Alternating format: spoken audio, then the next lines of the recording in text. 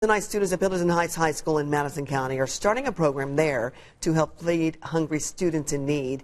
They're going to hand out take and make meal boxes every 2 weeks throughout the entire summer break.